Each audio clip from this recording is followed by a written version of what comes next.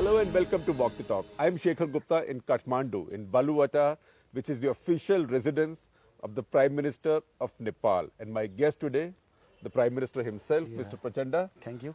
Thank you very much. It's a long distance you have traveled from, really, from underground Maoist uniform to a black suit.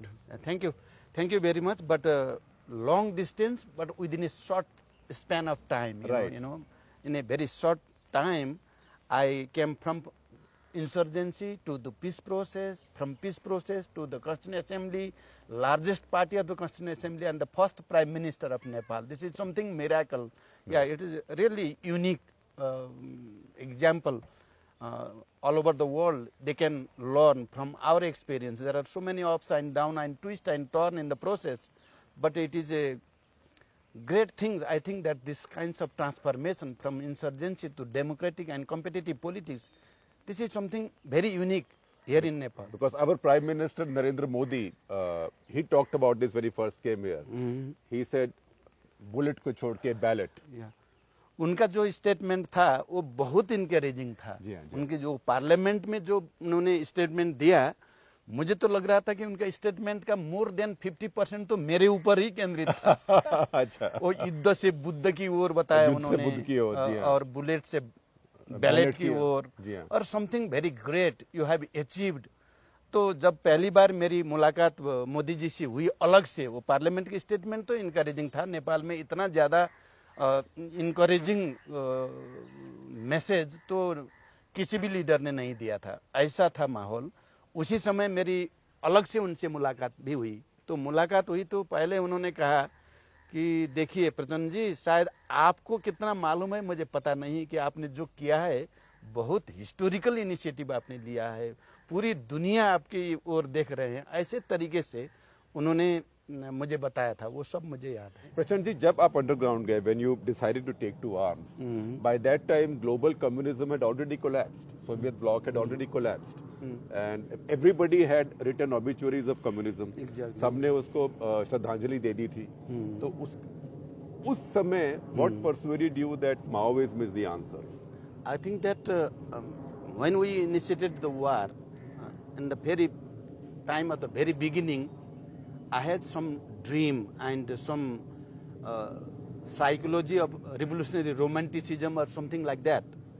But later on, you did not even go to JNU. Yeah, exactly. And still you got this romanticism. Yeah. But later on, we tried to understand the whole development of international communist movement. What exactly has happened and what were the positive and negative lessons we and should why have did to it draw. die? Yeah, exactly. Why this kinds of situation has been evolved, we should have to understand, and we try to analyze and we try to synthesize the whole experience, and we came to a new understanding that we should have to enter in the peace process. We should try our best to create the atmosphere for the marginalized people. How far we can go, and complete revolution is not possible right now. तो आज अगर माओ होता China में तो मुझे लगता है कि माओ होता तो भी ऐसा ही करता। ऐसा ही करना चाहिए। समय के साथ बदल जाता वो भी ये concrete analysis of the concrete condition is the soul of Marxism. ये बार बार लेनिन और माओ भी कहा करते थे, analysis of the concrete condition is the soul of Marxism, complete analysis of the concrete condition. Exactly. तो अगर लेनिन भी ये कहा करते थे और माओ भी, अगर वो लोग जिंदा होते तो आज की परिस्थिति दुनिया को देख करके वो भी कहीं न कहीं पीस प्रोसेस कॉम्पिटिटिव पॉलिटिक्स के जरिए ही जाने के निष्कर्ष में आते। मुझे ऐसा ही लगता है। प्रचंड जी, एक पहले तो मुझे क्षमा कीजिएगा, मैं आपको पुष्प कुमार दाहाल जी नहीं कह रहा हूँ, पुष्प कमल दाहाल जी नहीं कह रहा हूँ, क्योंकि आपका जो फेम है दुनिया में वो तो प्रचंड ही है। एग्जैक्टली। तो आप चाहे हथियार हो या ना हो, अनफॉर्चुनेटली नेपाल में ये जो मीडिया है, मेन स्ट्रीम मीडिया, वो मुझे प्रचंड कहना उतना ज्यादा पसंद नहीं करता। हाँ। वो पुष्प कमल दाहाल ही लिखते हैं और टीवी में भी बोलते हैं। इसका कारण क्या है? उनको लगता है कि प्रचंड थोड़ा रिवोल्यूशनरी रोमांटिसिज्म और रिवोल्यूशनरी फ्रेज आता है प्रचंड में। एक बात तो ये है, इसलिए वो नहीं चाहते कि रिवोल्यूशनरी वो फर्वर अभी रहे। दूसरी बात यह है कि प्रचंड में कहीं न कहीं नेपाल के मजदूर, किसान, मधेसी, जनजाति, दलित, महिला और पिछड़े वाला क्षेत्र की जनता की भावना जुड़ी हुई है। और यहाँ के अपर क्लास वाले लोग नहीं चाहते कि प्रचंड के नाम से फिर सारे के सारे नेपाल के मार्जिनलाइज पीपुल इम्पावर्ड होने की दिशा में, क्योंकि प्रचंड के नाम से कहीं न कहीं इम्पावरमेंट है। मार्जिनलाइज पीपुल को उनको अधिकार दिलाने की, उनकी आइडेंटिटी स्थापित करने की नाम है। पुष्प कमल दाहाल में कहीं न कहीं अपर कास्ट ब्राह्मण का एक वो आता है, इसी के चलते they keep reminding you of your Brahmin identity. Exactly. And they want to tell everybody that he is a Brahmin. Yeah, exactly. Therefore, there lies the So, sir, you saw the light that a revolutionary new Maoist republic wasn't possible. Revolutionary dictatorship of the proletariat wasn't possible. And so you moved towards peace process. It was a big intellectual and philosophical change.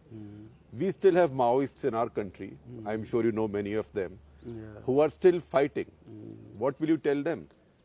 I think that first of all, I do not want to interfere the internal affairs of any country or any political party. A revolution is, but at the same time, exactly. Revolution cannot be export, cannot be imported. Right. You know, it is the matter of their own unique experience or something like that. But because I have time and again have a serious debate and discussion with the Indian Maoists, you know, during my underground period. Where we have shared so many ideology, political and things, but later on the situation has created that we have a serious ideological differences. Understanding Marxism according to the changed situation, they do not want to understand the dynamics of change that is going on all over the world.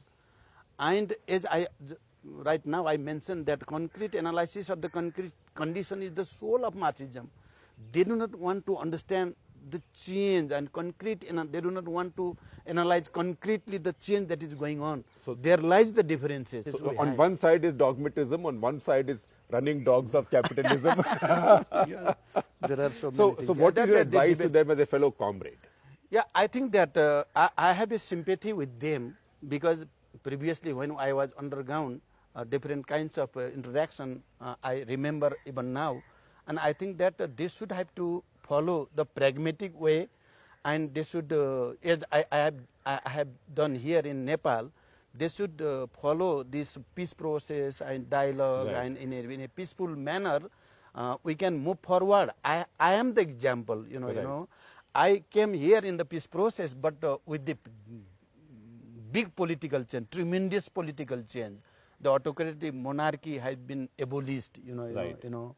And federal democratic republicanism has been established. This is something tremendous for us. Right. If I have not taken this process of peace and negotiation, it could not happen. So you are telling Indian Maoists also to learn from this. Yeah, exactly. It is the big reference for them. Right. I suggest them to understand the whole dynamics of the peace process that I have taken here in Nepal. And they can follow the same model. Exactly. I suggest them to be more pragmatic, to be more dynamic in their understanding. Because in this situation, there are limitations to what you can achieve through arms.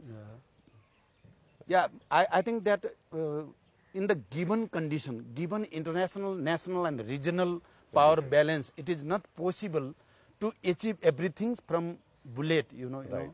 And I think that through the process of this transition and through this process of peace, I came to achieve this tremendous political change. This is one thing. And at the same time, I think that I have the opportunity to lead the government, first democratic republican government. If I have not entered in the peace process, this federal democratic republic could not been happen. You know. Or maybe therefore, you would have joined the list of martyrs. Yeah, exactly. And not achieved anything. So, sir. Anyway, everybody should understand the dynamics of change and the transformation we have taken here in Nepal. So, Prime Minister, this place is called Baluwata. Baluwatar literally means a place full of sand. Place of sand, yeah. So, and I think it's very aptly named Prime Minister's residence because, you know, the Prime Minister always looks like walking on shifting sands. Because I first came to Nepal as a journalist in 1983 to cover the fall of Thapa government, Surya Bahadur Thapa government, and his replacement by Lokendra Bahadur Chand. Right. And after that, many have been shuffled. Many things happened. Kathmandu has more ex-prime ministers than any capital. I mean, you are yourself an ex-prime minister and a current prime minister. In that sense, we are very rich and very rich. Prosperous. Yes. You know, so many prime ministers are here. So, why this instability? You know, we are passing through a very serious historical transition. One should have to note that to transform this autocratic feudal monarchy and to move forward to the Federal Democratic Republic, this one is great, you know, this is a big change, and during this process, everybody should have to understand that there must be ups and downs and twist and turn. Therefore, political instability in this transition, to some extent, is quite natural. Quite natural, and now we are trying our best to create the atmosphere of stability, and we want to we expect. From the international community, the situation will be created for the political stability, and with this political stability, we want to focus our whole attention on the economic prosperity. Without political stability, it is difficult to have a prosperity and economic development. So, what is the difference between Prachanda 1 and Prachand 1 and Prachand 2? Yeah, Prachanda 1, as you asked, this is something. Yeah, you know. I think that. In fact, I could have said 3, but 1 we talked about in the underground. Prachand 1 as Prime Minister, Prachand 1. Yeah, I see.